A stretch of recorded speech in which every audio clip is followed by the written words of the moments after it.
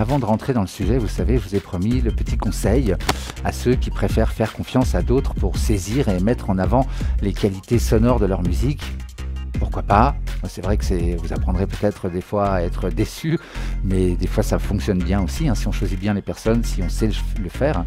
Alors, si vous devez envoyer votre morceau pour le mastering, je vous déconseille vivement d'envoyer uniquement un fichier stéréo.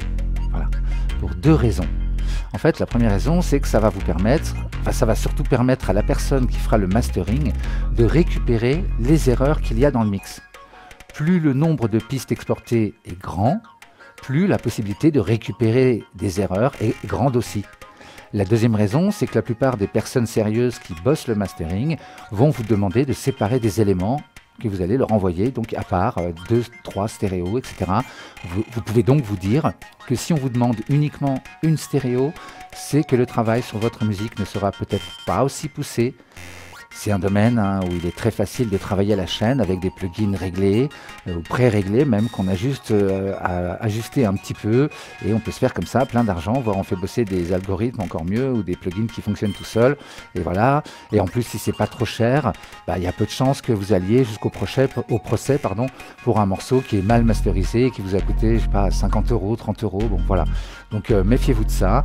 Et en gros mon deuxième conseil c'est aussi méfiez-vous, vous êtes dans un domaine où il y a beaucoup de bullshit pour le faire simple que dans d'autres domaines qui rapportent de l'argent, hein. Donc pour rentrer dans le concret, au minimum on envoie au mastering la rythmique d'un côté et le reste du mix de l'autre.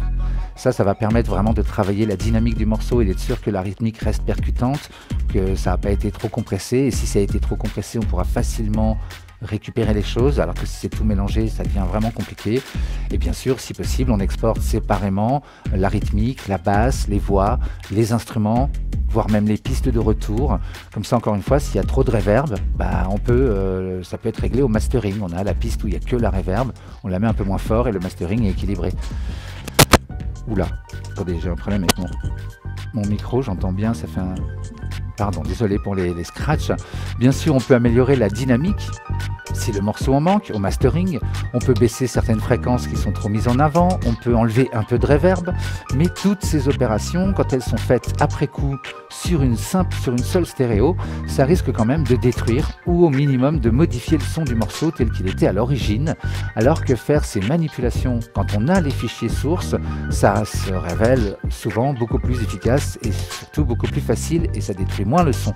Donc dans l'idéal, et pour le dire simplement, vous exportez chaque groupe principal que vous avez créé, plus les pistes de retour, et un peu dans la même ordre d'idée, hein, si vous avez des reverbs et des délais, et beaucoup de reverbs et beaucoup de délais, vous pouvez également les séparer, ça va beaucoup faciliter. Bon, là c'est vraiment si ça coûte cher après, hein, plus on envoie de stem et plus c'est cher en général.